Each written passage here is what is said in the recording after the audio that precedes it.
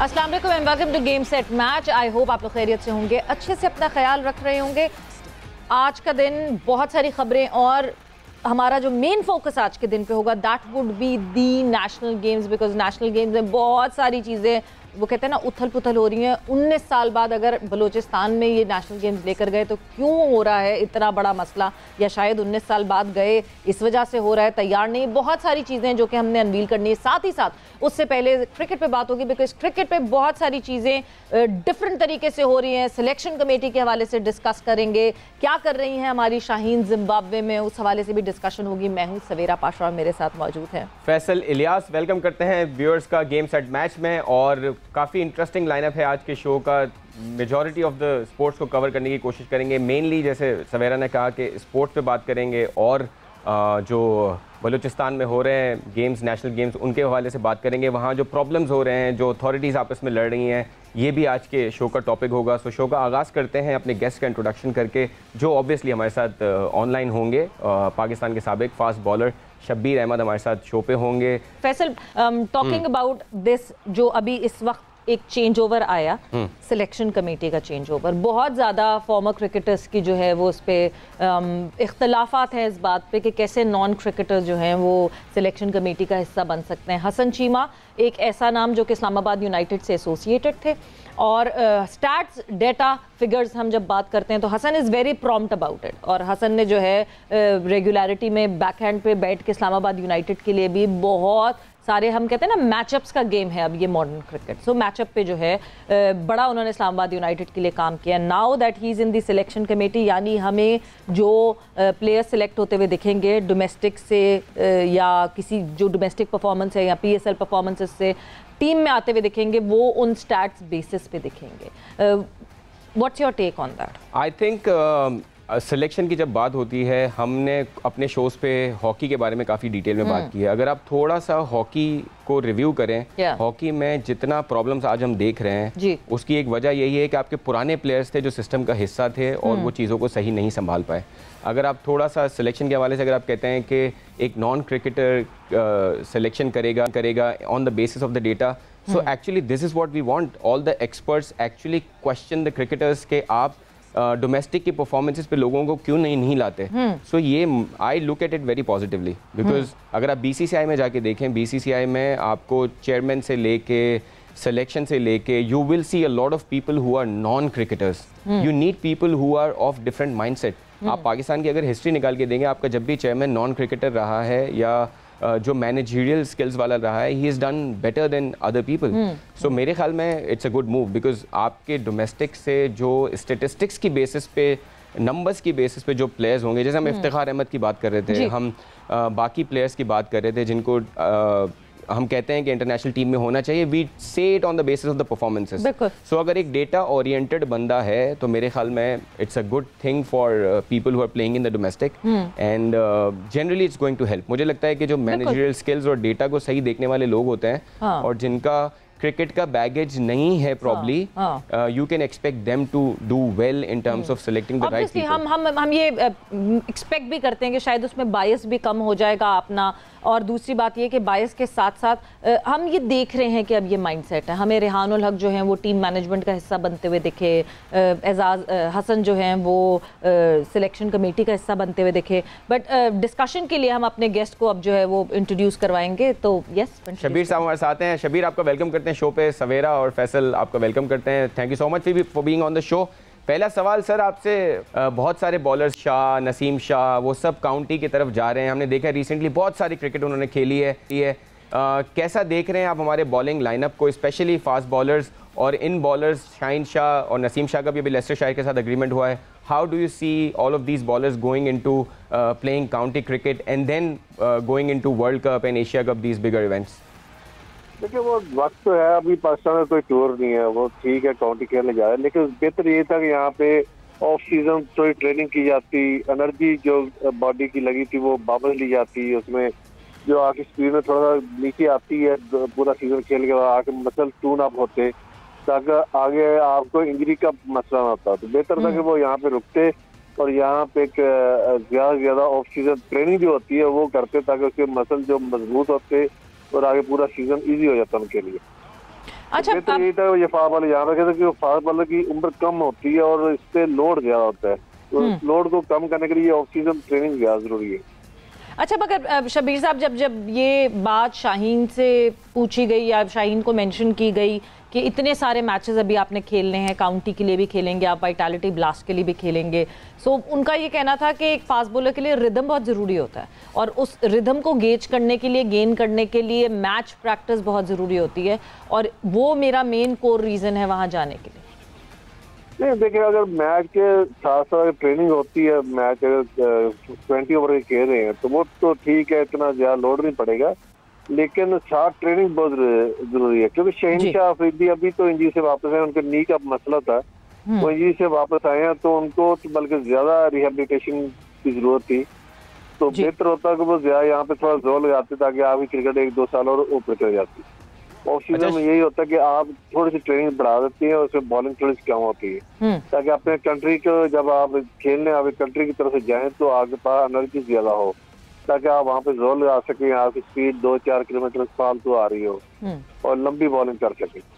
बिल्कुल सही। शबीर भाई, हमने देखा रिसेंटली बहुत सारे आपके अच्छे बॉलर्स बहुत जल्दी जल्दी फेज आउट होते हैं, जैसे हसन अली को हमने देखा, अच्छे बॉलर थे, टेस्ट में भी जान मारते थे, ओडीआईज में भी हमें चैंपियंस ट्रॉफी जिताने में बड़ा रोल प्ले किया, लेकिन हमने देखा कि एक स्टेज आया कि उनका पेस भी कम हुआ, उनकी यूटिलिटी कम होती गई। इसी तरह अगर टेस्ट क्रिकेट की बात करें तो अब्बास हमारे बहुत अच्छे बॉलर थे, उन्होंने काउंटी में भी अच्छी परफॉर्मेंस दी, टेस्ट क्रिकेट में अच्छा खेले थे, वो भी फेज आउट हुए। डू यू थिंक के बॉलर्स अपना सही ख्याल नहीं रख रहे जिसकी वजह से ये हो रहा है? और अभी ये जो हम बात कर रहे हैं उससे भी कनेक्ट होता है, अगर आपके ये जो अभी टॉप के बॉलर्स हैं ये भी अपना सही नहीं ख्याल रखेंगे, इंजरीज़ के होते हुए भी खेलेंगे और रिदम का कह के वो काउंटीज़ में खेलते रहेंगे, डू यू थिंक के that can also affect these front line bowlers जो अभी आपके बॉलर्स हैं? देखिए, इसमें ज्यादातर प्रॉब्लम प्लेयर्स ही होता है, वो जब खेल रहे होते पाकिस्तान में खेल रहे होते साथ ट्रेनिंग उतनी कर रहे होते, आप स्ट्रेंथ ट्रेनिंग साथ जरूरी होती है बनस्बत आप जो दूसरी एरोबिक ट्रेनिंग कर रहे होते हैं, तो बेहतर होता है वो साथ स्ट्रेंथ ट्रेनिंग करते रहे तो उनके मसल मजबूत रहे, आप उनके कई चीजें जो नी के प्रॉब्लम होते हैं या हिप के प्रॉब्लम होते हैं, बैक के होते हैं, उसके लिए ट्रेनिंग बहुत ज्यादा जरूरत है ताकि आगे मसल टून अप रहे, ताकि उन पर लोड जब पड़े तो उनको मसला ना हो। तो वो क्रिकेट तो खेल रहे होते हैं लेकिन उसके साथ मसल आगे कमजोर हो रहे होते हैं, ये उस पर ध्यान नहीं देते और उसको ज्यादा टून अप करना चाहिए। हमारे ट्रेनर जो है उनका कोई मुझे इतना, मैं उनसे इतना खुश नहीं हूँ। हमारे ये प्लेयर जो है हमारे हीरे हैं, इनको जाया करते हैं ये लोग हमेशा। ट्रेनर ऐसा होना चाहिए कि वो इनको ऐसा रखे कि ये सारा साल फिट रहे ताकि दूसरा जो एक लाइन होती है उसमें कभी ये फॉल्ट रहा है, जैसे हसन अली बिल्कुल देखे वो हमारा चैंपियन बॉलर था, बात है बिल्कुल गुम हो गया, अभी उनकी उम्रें क्या है तो लेकिन उनका वो कहीं पे भी नाम भी कोई नहीं ले रहा है, तो ये प्रॉब्लम काफी ज्यादा है हमारे यहाँ पे। बिल्कुल, ये बहुत बड़ा मसला है कि प्लेयर आ जाता है, उसको ढूंढ के निकाल लेते हैं, उसके बाद उसको सही तरह नर्चर नहीं करते। बट अभी अगर मैं आपसे अब ये पूछूं कि world cup is right at the corner, अभी एशिया कप का जो भी कंफर्म होगा, जो भी सिलसिला सामने आएगा, मगर वर्ल्ड कप जो है वो एक हमारा मेन फोकस है। आपको पाकिस्तान टीम को देख के लगता है कि हम तैयार हैं वर्ल्ड कप के लिए? देखिए, वर्ल्ड कप तो अभी तो काफी दिन है, अभी तो पहले एशिया कप है, पहले तो हमारा फोकस सिर्फ एशिया कप पे होना चाहिए। वर्ल्ड कप को वर्ल्ड कप के टाइम पे हम ज्यादा देते हैं। एशिया कप जब हम जीत जाएंगे तो हमारा मोरल बहुत ऊपर चला जाएगा, जिसका हमें फायदा वर्ल्ड कप में होगा। हमें ज्यादा जोर लगाना चाहिए अभी एशिया कप के लिए, और लेकिन हमें पीछे लॉट एक प्यार रखनी चाहिए ताकि हम उनमें हर मैच में चेंज हो, ताकि नया प्लेयर खेले, दूसरे को रेस्ट मिल जाए, साफ बॉडी को वो टून अप कर सके, तो हम वर्ल्ड कप में ज्यादा अच्छी प्रिपरेशन के साथ जा सकते हैं। तो हमें ज्यादा कोशिश इस वक्त यही करना चाहिए एशिया कप में जो है हम जीते भी और साथ हमारी ऐसा लाइनअप हो कि हम जो लड़के बाहर से खेले तो वो अपना 100% दें, और हमें जीतना जरूरी है ये एशिया कप, उसके बाद फिर वर्ल्ड कप के लिए इजी हो जाएगा। शबीर, अगर coming back to the fitness of fast bowlers, हम हिस्टोरिकली अगर देखें आपके जितने तगड़े फास्ट बॉलर्स थे, चाहे वो वसीम अकरम हैं, वकार यूनुस हैं, शोएब अख्तर हैं, उनसे जब आप बात करें तो वो ये कहते हैं कि हमारी फिटनेस जो है वो हमारी बॉलिंग से ही आती थी, हम we use to bowl the entire day. अगर आप वसीम अकरम या वकार यूनुस को कहें तो वो बॉलिंग करा करा के ही फिट होते थे। लेकिन अभी आप जो कह रहे हैं, जो जिससे हम थोड़ा सा अग्री भी करते हैं कि अगर आप क्रिकेट खेलते रहते हैं तो आपके वो मसल्स वीक हो रहे होते हैं जो बहुत ज़्यादा यूज़ हो रहे होते हैं, तो आपको वो मसल्स को मेंटेन करना होता है। तो आपको लगता है कि 20-25 सालों में ये फिटनेस को मेंटेन करने का, हालांकि उस ज़माने के बॉलर्स टेस्ट क्रिकेट में बॉलिंग कराते थे जो दिन में 20 ओवर्स भी कराते थे, 18 ओवर्स भी कराते थे। आज के बॉलर को शायद 4 ओवर कराने हैं या ओडीआई खेला है तो 10 ओवर्स कराने हैं। लेकिन क्या वो रीज़न है जो 20 सालों में इतना सिनेरियो चेंज हो गया कि ज़्यादा क्रिकेट खेल के मुश्किल हो जाता है बॉलर्स के लिए? नहीं, इसमें ज़्यादा क्रिकेट खेलने से नहीं होता, असल में होती है क्रिकेट की प्रेशर कि आप मुख्तलिफ नौइयत की क्रिकेट खेलते आ रहे हो। अभी T20 इतना प्रेशर होता है, आप टेस्ट में उतना प्रेशर नहीं होता क्योंकि आप उसमें हिट भी कोई नहीं माना जाता। अब वो क्रिकेट जो उस दौर में खेलते थे, हम लोग खेलते या वसीम वकास यूसुफ, उसमें इतना प्रेशर नहीं होता था। अब ज्यादा बॉलर्स पे प्रेशर है कि आपने बॉल रोकने है, फिर क्रिकेट ज्यादा होगी। अब 4-5 लीग खेलनी है, आपने टेस्ट भी खेलने हैं, T20 पाकिस्तान से भी खेलनी है, फिर आपने वर्ल्ड कप भी खेलने हैं। ये साल में बहुत ज्यादा क्रिकेट हो जाती है। उसमें क्रिकेट 5-6 टोटल मैच, 10 मैच होते थे साल में। तो अब उसको कंपैरिजन नहीं आप कर सकते। ये तो आप आजकल के साथ ये भी ज्यादती हो जाएगी। उसमें बल्लेबाज जो होते थे, बैट्समैन होते, वो ऐसे हिट्टे नहीं मारते थे, वो बल्ले नहीं जल्दी निकालते थे, तो आप पे प्रेशर कैसे आएगा? अब तो वो पहले बॉल से उसने तोला होता है बल्ले को कि मैंने इसको हिट करने के बाहर जाए। तो बॉलर पे ये प्रेशर जब आता है तो वो मुख्तलिफ नौइयत हो जाती है। अब आप ये समझे कि माहौल चेंज हो गया। वो जब प्रेशर आता है तो उसमें ज्यादा फिटनेस प्रॉब्लम आती है। जब आप पे प्रेशर नहीं होगा तो आपको इतने वो फिटनेस का मसला नहीं होगा। ये अच्छा, आपको मैनेज करनी पड़ती है और आपको ये बतानी चाहिए। हमारे सीनियर है, सीनियर्स को बात करते हैं, थोड़ा इन चीजों को भी हाईलाइट करना चाहिए कि आजकल क्यों अनफिट हो रहे हैं आप प्लेयर। बिल्कुल बिल्कुल, अपनी फिटनेस को, और अब मेरा ख्याल से जितना ज़्यादा एक प्लेयर खुद उसको अंडरस्टैंड कर सकता है अपनी फिटनेस, अपनी बॉडी को, उतना तो कोई भी नहीं कर सकता। तो ये गाइडेंस ज़रूर हमारे प्लेयर्स को मिलनी चाहिए। बट अब इस फिटनेस को, इस टॉपिक से आगे मूव करते हुए अगर मैं शबीर साहब आपसे पूछूं, अभी एक सिलेक्शन कमेटी का अनाउंस हुआ और फॉर्मर क्रिकेटर्स जो हैं वो बहुत नाराज़ हैं उस सिलेक्शन कमेटी पे, जिसमें हमें हसन चीमा दिखते हैं, हारून रशीद साहब उसको हेड कर रहे हैं, मिकी आर्थर हैं, ग्रांट ब्रैडबर्न हैं, यानी जो कोच हैं, जो कमेटी हेड हैं, नेशनल मेंस की जो साइड के हेड हैं, और साथ साथ हसन चीमा एक जो कि डाटा ड्रिवन एनालिस्ट की पोस्ट पर जो है वो आपको सिलेक्शन कमेटी में दिख रहे हैं। आप सेटिस्फाई हैं इस बात से?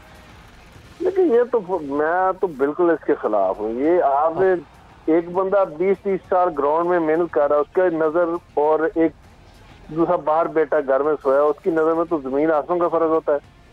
वीडियो एनालिस्ट तो वो वीडियो से देख के क्या बताएगा जी, इसका ये बाजू इधर जा रहा है, इसकी टांग इधर जा रही है, ये रंज नहीं है, इसने ये बात रंज कर दिया लेकिन इसका बाजू सही नहीं आ रहा, इसकी वो टांग नहीं सही आ रही। तो भाई ये उसने देखना कि इससे रन कैसे लेने इस प्लेयर से, जो टेस्ट हिटर होता है जो हमारे पहले थे, वो परफॉर्मेंस कैसे लेनी है, गेम प्लान जो है वो क्रिकेटर ही बना सकते, ना कि कोई और बंदा बना सकते हैं। अब आपने वो लोग लगा दिए, उनको डोमेस्टिक हमारे पता ही नहीं यहाँ पे क्या परफॉर्मेंस किस बच्चे ने दिया। आप सिर्फ वो देखेंगे कि इसने 400 रन कर दिए या इसने 7 और कर दिए तो इसको खिला लो। अब उसका कैपेसिटी नहीं है वो इंटरनेशनल खेलने की, तो आप उसे खिला देंगे फिर क्या होगा? नहीं, मगर ये कोई हार्ड एंड फास्ट रूल तो नहीं है ना कि जब कोई प्लेयर सिलेक्शन कमेटी का हिस्सा बनता है तो तब भी तो गलतियां होती हैं, तब भी ऐसे प्लेयर सेलेक्ट होते हैं जिनका पता नहीं होता कि उन्होंने क्या किया हुआ है, वो किस नाम पे सेलेक्ट हो गए, उन्होंने डोमेस्टिक में क्या किया था, वो उसके बावजूद हमें टीम में दिख रहे होते हैं। तो गलतियां तो क्रिकेटर्स भी कर रहे होते हैं। आप ये देखें, आप उन पे उंगलियां नहीं उठा सकते। देखें आपको वर्ल्ड कप कितने जीते हैं, चैंपियन ट्रॉफी जीते, एशिया कप भी जीते, कितनी ट्रॉफी जीती, वो कौन सिलेक्ट होते? क्या बाहर से मंगवाए थे हमने? यहीं से थे ना, वो टेस्ट क्रिकेटर थे जो जहाँ से जब ये चैंपियन हुई टीम में सारी, उनके मैनेजर देखे, उनके कोचेस देखे कौन थे। तो अब आप अगर बाहर से लेके आ गए हमारे ऊपर ये धौंस दिला, तो फिर यहाँ के लोग तो फिर काम छोड़ दें, वो तो कुछ और कर ले।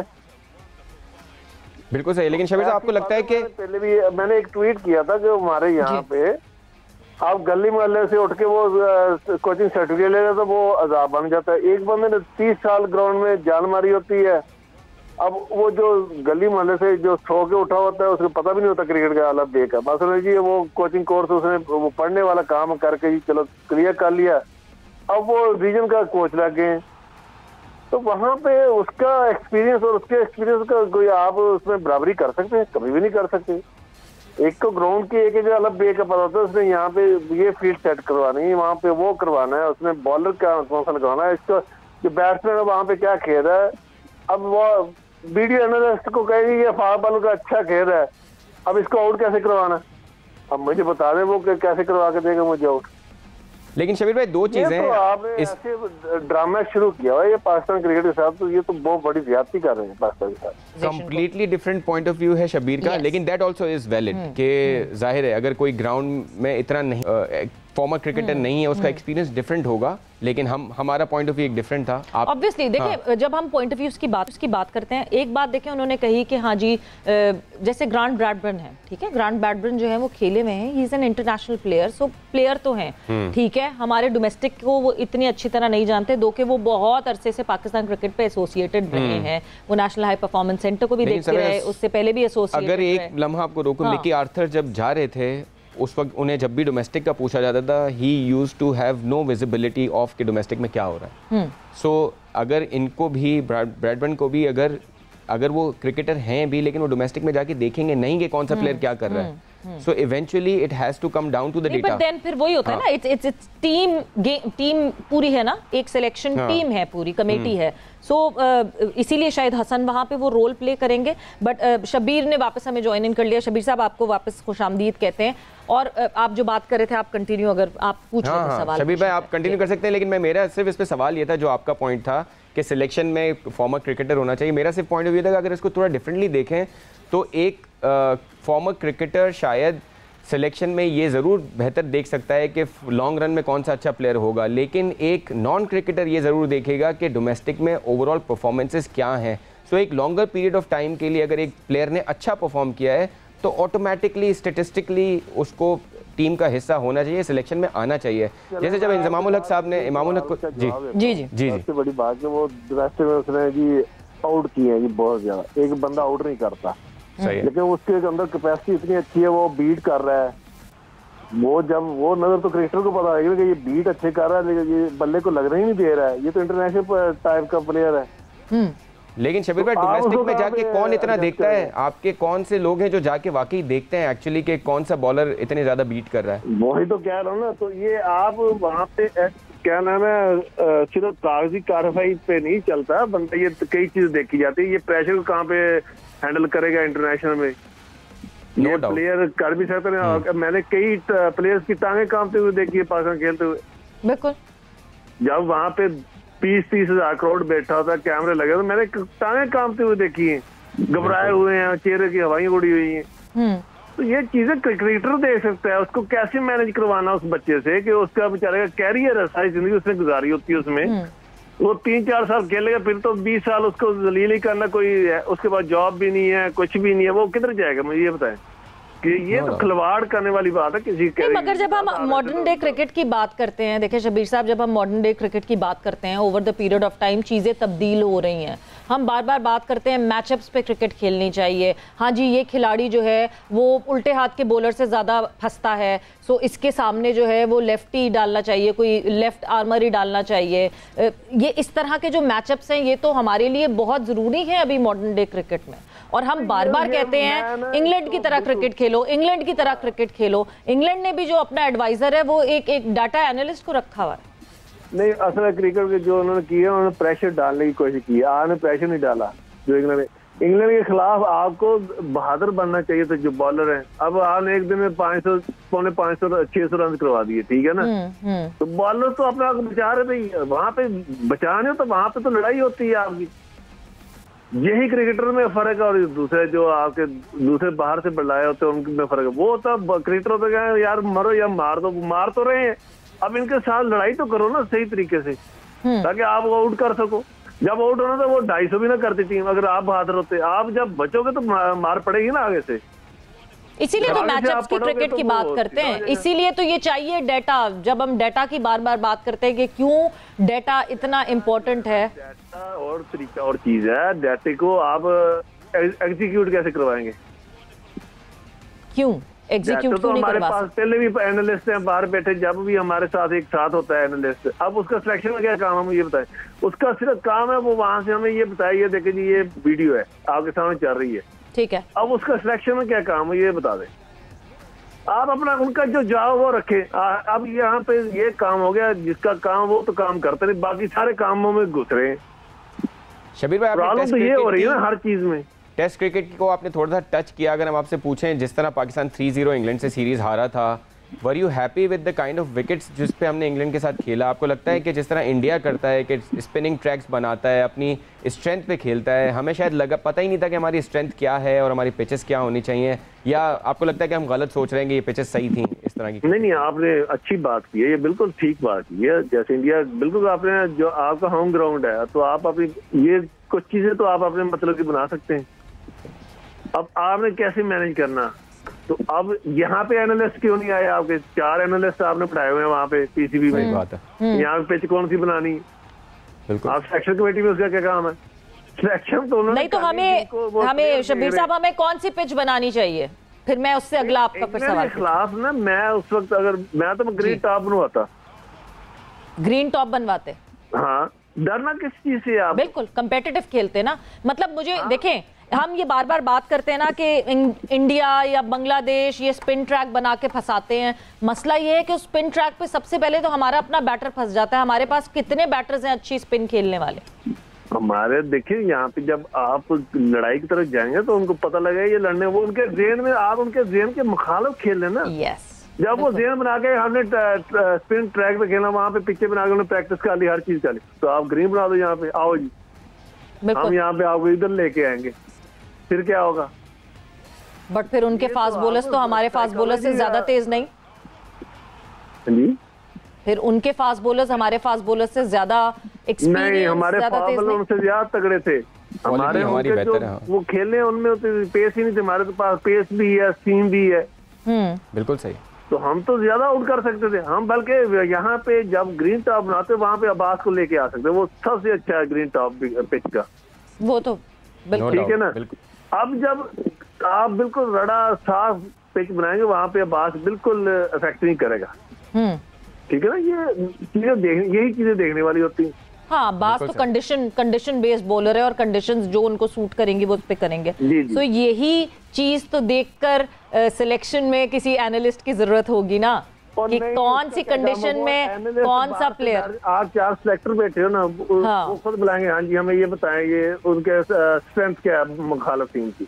हाँ, तो वो सिलेक्टर को सिलेक्ट करेंगे कि मेरे कौन सा। अब वो तो नहीं कह सकते इसको सिलेक्ट करके लिया, वो उसने वहां पे ये खेला। अब वो जो टेस्ट लीडर है उसी को पता है इसने 4 आउट इस पिच पे वो कारामद है, या इस पिच पे ये वो कारामद है, या मुझे एनालिस्ट बता सकते ये कारामद है इस पिच पे। फैसिलिटेट तो कर सकता है ना फैक्ट्स एंड फिगर्स, मगर खैर ये आपका वो तो टीम के साथ ही चल रहे हैं ना पहले भी एनालिस्ट तो। बिल्कुल, बट ये शबीर साहब बिल्कुल आपकी राय है और हम बिल्कुल आपकी राय की बहुत रिस्पेक्ट करते हैं। ऑब्वियसली बहुत सारे फॉर्मर क्रिकेटर्स इस बात पे बहुत नाराज हैं कि क्यों सिलेक्शन कमेटी में। ये नाराजगी वाली बात नहीं है, असल आप क्रिकेट आप सिर्फ बैठिए ना यहाँ पे, आप टीवी पे देख रहे हो, हम ग्राउंड में देखते हैं चीज कि ग्राउंड में क्या चीज चल रही है, बिल्कुल वहां पे किसने काम करना है।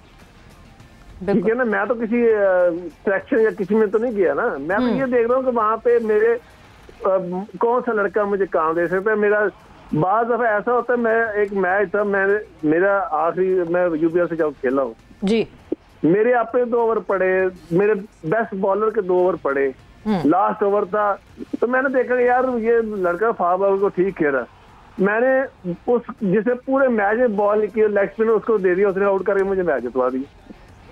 ये चीज एनालिस्ट साहब को करके दो। हाँ, ये अंडरस्टैंडिंग तो जरूरी है। और ये चीजें आप यहाँ पे अंदर आप खेल रहे हैं ना, उसको ज्यादा बेहतर पता चल रहा होता है, बिल्कुल ना कि ये आप सिर्फ वो वीडियो बना के उस पर बना रही ये कर दो जी इसको, और भाई यहाँ पे इस पे ये प्रेशर कौन संभालेगा इसका। हाँ, तो फिर एक कॉम्बिनेशन मिक्स होना चाहिए जहाँ फॉर्मर क्रिकेटर भी साथ हो। 10,000 करके वहाँ पे नौकरी मैं भी ले सकता हूँ, ये तो नहीं बात। अब यहाँ पे हमारे बड़े होते हैं सारे सेक्टर, भाई आपको पता होता नहीं है, आगे बातें ठीक है आप करें, उसके पैसे मिलते हैं आपको, आपको तनख्वाहें लगी हुई हैं, आपको स्पॉन्सर मिलते हैं, आपको टिकट मिलते हैं बाहर जाने के, लेकिन ये क्रिकेट वाली बात मेरे सामने ना किया करें, किसी और को कर दिया अगर बेशक वो सुनता होगा, क्योंकि शायद उसने आज की वजह से कुछ कहीं पे सिलेक्शन होनी हो उसकी, मुझे तो सिलेक्शन की जरूरत नहीं है, मैं परफॉर्मेंस दूंगा खेल लूंगा। ठीक है, थैंक यू शबीर साहब, बहुत शुक्रिया आपके बिल्कुल ऑनेस्ट रिप्लाई का और बिल्कुल जिस तरह आपने बात की है। वक्त जो है एक ब्रेक का हुआ है, मगर अभी भी दो अलग पॉइंट ऑफ व्यूज हैं, दो अलग स्कूल ऑफ थॉट हैं जो कहते हैं कि हाँ जी मॉडर्न डे क्रिकेट की वजह से हमें अब इस राह पे जाना चाहिए। दूसरी तरफ फॉर्मर क्रिकेटर्स अभी भी बज़िद हैं इस बात पे कि नहीं जी क्रिकेटर्स होने चाहिए सिलेक्शन कमेटी में। आपकी क्या राय है? आप हमें मैसेजेस कमेंट जब आप यूट्यूब पे देखेंगे शो हमारा उस पर बता सकते हैं। अभी हम जा रहे हैं ब्रेक पर, ब्रेक से वापस आएंगे तो नेशनल गेम्स 19 साल बाद बलूचिस्तान में खेले जा रहे हैं, मगर क्या क्या हो रहा है वहाँ आपको बताएंगे। And welcome back to game set match. Break पे जाने से पहले हमारी डिस्कशन हो रही थी, शबीर अहमद साहब हमारे साथ मौजूद थे और काफ़ी अच्छी डिटेल डिस्कशन हुई about what is happening in Pakistan cricket and the selection committee issue and everything that is going on. मगर अब हम मूव ऑन करते हैं और बात करते हैं कि मुल्क में नेशनल गेम्स भी हो रहे हैं, बाकी खेलों पे भी जो है वो थोड़ी सी रोशनी डालते हैं और नेशनल गेम्स में क्या हो रहा है क्या नहीं हो रहा है। ब्रेक पे जाने से पहले जिस तरह मैंने आपको बताया था कि 19 साल बाद बलूचिस्तान गए नेशनल गेम्स, मगर नेशनल गेम्स को इतना टाइम क्यों लगा बलूचिस्तान जाने में, या सही था कि इतना टाइम लगा, वो सारी डिटेल्स हम जानेंगे बिकॉज क्या क्या चल रहा है इस वक्त नेशनल गेम्स में। और वो अपडेट हमें देने के लिए हमारे कोरेस्पोंडेंट हमारे साथ मौजूद हैं कोयटा से मुजीबुल्लाह। अस्सलाम वालेकुम and welcome to the show Mujib. वालेकुम अस्सलाम, thank you so much ji Mujib. So क्या खबरें हैं नेशनल गेम्स के हवाले से? जी सवेरा, कुछ सूरत हाल ये है कि एक तो खुशाइंद बात यह है कि 19 साल बाद नेशनल गेम्स जो है ना वो कोयटा पहुंचा और 34वें नेशनल गेम्स का जो सिलसिला है वो शुरू हुआ। यहाँ पे मैं बताऊं कि 30 करोड़ की लागत से ये नेशनल गेम कराए जा रहे हैं कोयटा में और बलूचिस्तान में। तो इसके लिए जो इंतजामात थे वो उस लेवल के, अफसोस से कहना पड़ रहा है कि उस लेवल के नहीं है। जो लेक ऑफ फिशन और इसके अलावा जो खींचातानी एक दूसरे के ऊपर सिलेक्शन के मसाइल और भी बहुत सारे इश्यूज हैं जो कि इस बदकिस्मती से 34वें नेशनल गेम्स को फेस करना पड़े। सबसे बड़ी बात तो यह है कि जो एथलीट्स और ओलंपिक एसोसिएशन है वो आमने सामने आके खड़ी हो गई हैं एक दूसरे के। एक जो एथलीट्स एसोसिएशन है वो चाह रही है कि वो उसके तहत ये मैचेस कराए जाएं, तमाम तर गेम्स हों, जबकि ओलंपिक एसोसिएशन अपना भरपूर जोर लगा रही है कि वो उसके तहत हों और ये सिलसिला इसी तरह जारी है। इसके अलावा जो स्क्वाश के जो इंतहाई अहम मैचेस हैं उसमें हमने देखा कि बिजली की जो आंख मचोली है वो मुसलसल जारी है, क्योंकि स्क्वाश समेत जो दीगर इंडोर गेम्स हैं वहां पर जो खिलाड़ी है उन्हें चूंकि लाइट्स दरकार होती हैं, वो रोशनी के बगैर वो गेम नहीं खेले जाते। तो बिजली की आंख मचोली का जो तवील सिलसिला है वो जारी है। स्टैंड बाय जनरेटर्स जो है ना वो नहीं है। इसके अलावा जो हमने देखा कि जो सबसे बड़ा मसला टॉर्च पर आया जब मशल पहुंची और उस पर जो लेजेंड हॉकी के प्लेयर हैं हमारे शकील अब्बासी, वो उन्हें ना दिया गया टॉर्च। इसके अलावा मनपसंद जो प्लेयर है उन्हें दिया गया। इसके अलावा जो दीगर मैचेस है, सबसे बड़ा मसला ये भी है कि पंजाब और दीगर इलाकों से आने वाले जो प्लेयर्स हैं उन्हें स्टेपन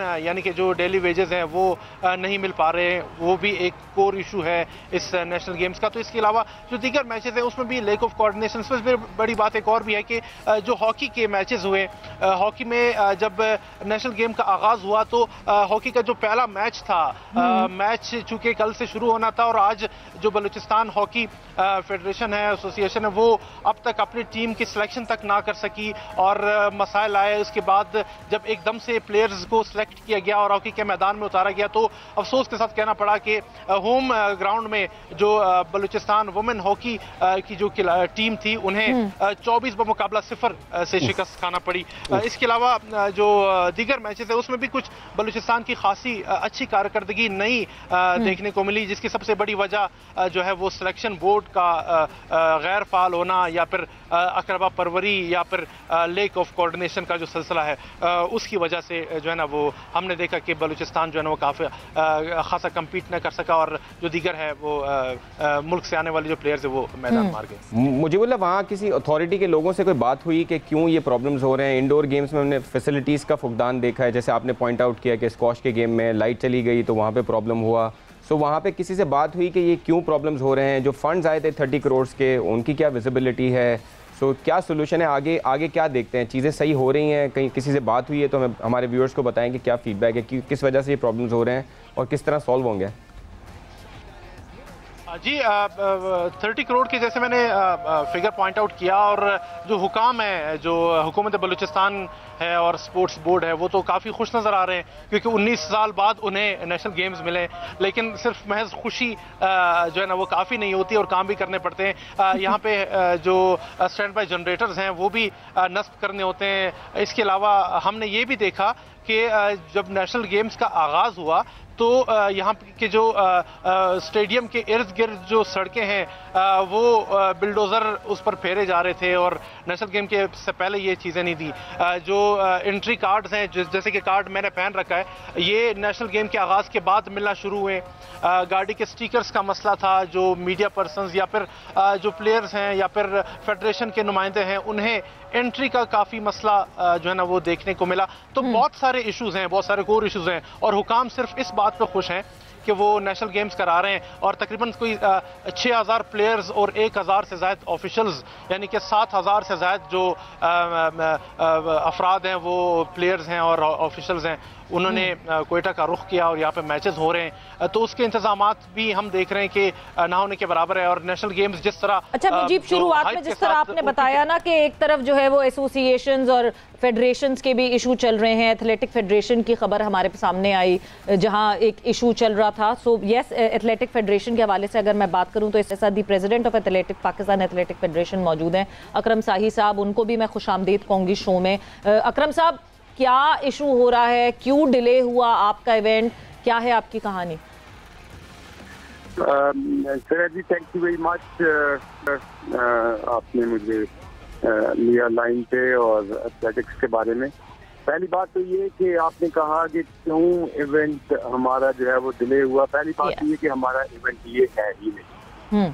ये नेशनल गेम्स जो हैं जी, ये बेसिकली सूबे का और पाकिस्तान ओलंपिक एसोसिएशन का पर्व्यू है।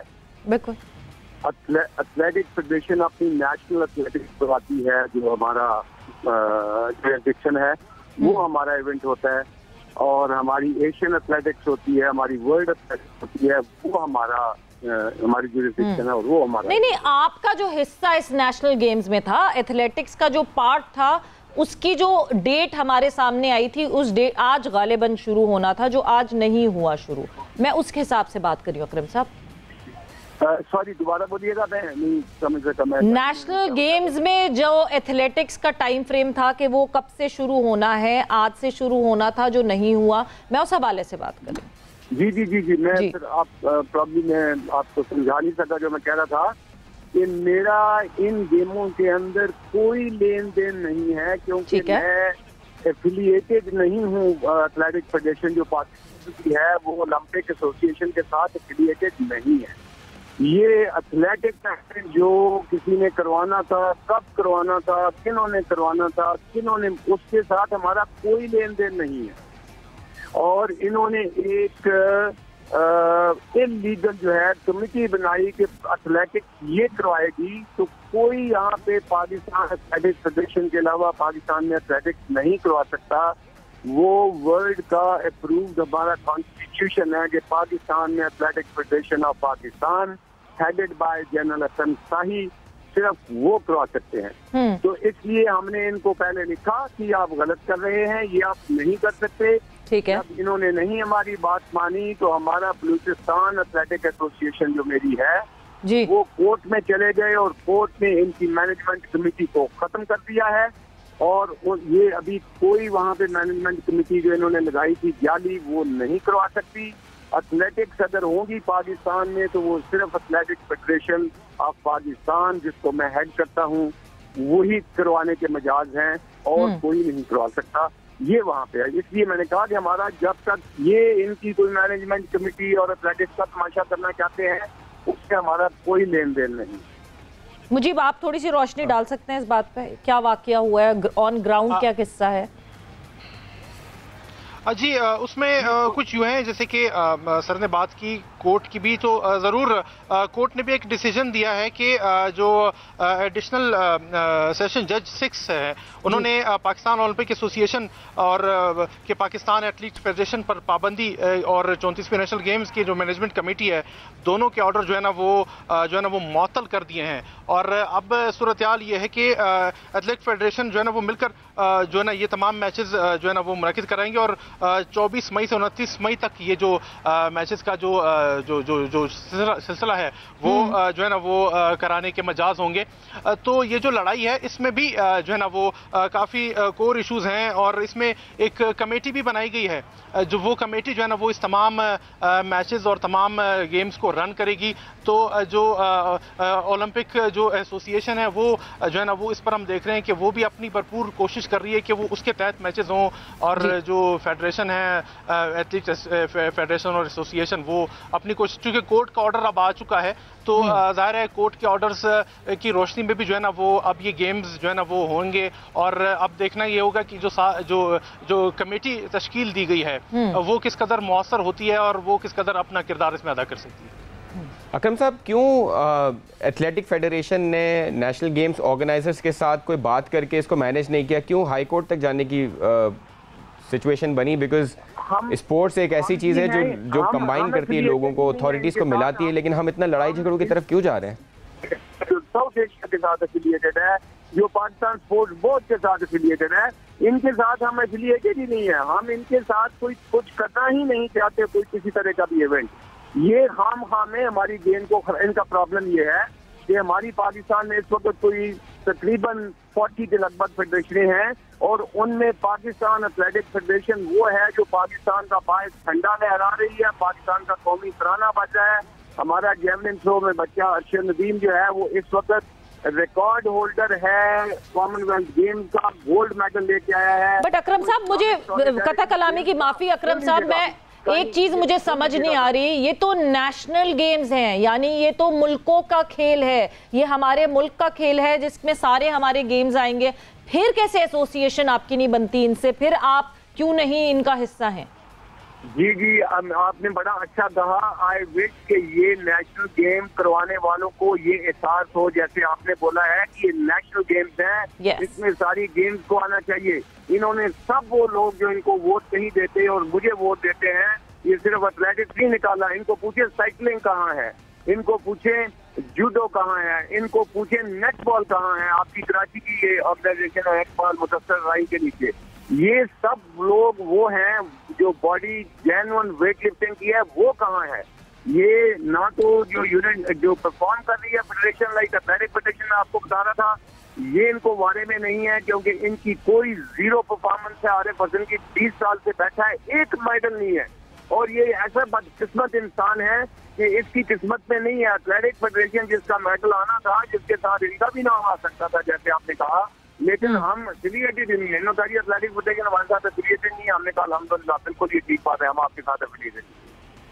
मतलब ये तो ये एक बहुत कंसर्निंग सवाल है, हाँ। ये एक बहुत कंसर्निंग इशू है बिकॉज नेशनल गेम्स की हम बात कर रहे हैं और इस वक्त। मगर अकरम साहब बहुत बहुत शुक्रिया आपका, मुजीब आपका बहुत बहुत शुक्रिया for joining in, and this is a very very big concern. Pakistan sports board should buckle up और सोचना चाहिए पाकिस्तान स्पोर्ट्स बोर्ड को कि नेशनल गेम्स हो रहे हैं हमारे मुल्क में और उसमें गेम्स कम हो रहे हैं, लड़ाइयाँ ज़्यादा हो रही हैं। एक बात तो बिल्कुल अकरम साहब ने सही कही, साइकिलिंग किधर है, जूडो किधर है, स्नूकर किधर है। जब नेशनल गेम्स होते हैं तो जो गेम्स अवेलेबल हैं मुल्क में, जिन की टीम्स हैं, जिन का एक डोमेस्टिक बॉडी है अवेलेबल, वो गेम्स क्यों नहीं नेशनल गेम्स में हमें दिख रहे हैं? इस पे ज़रूर पाकिस्तान स्पोर्ट्स बोर्ड को देखना चाहिए और हम बिल्कुल कोशिश करेंगे किसी ना किसी तरह पाकिस्तान स्पोर्ट्स बोर्ड के किसी ओहदेदार को सामने लेकर आएँ और बात करें इस हवाले से, क्योंकि ये एक बहुत बड़ा कंसर्न है। This is the domestic games, ये नेशनल गेम्स जिससे हम इंटरनेशनल के लिए प्लेयर्स तैयार करते हैं, एथलीट्स तैयार करते हैं,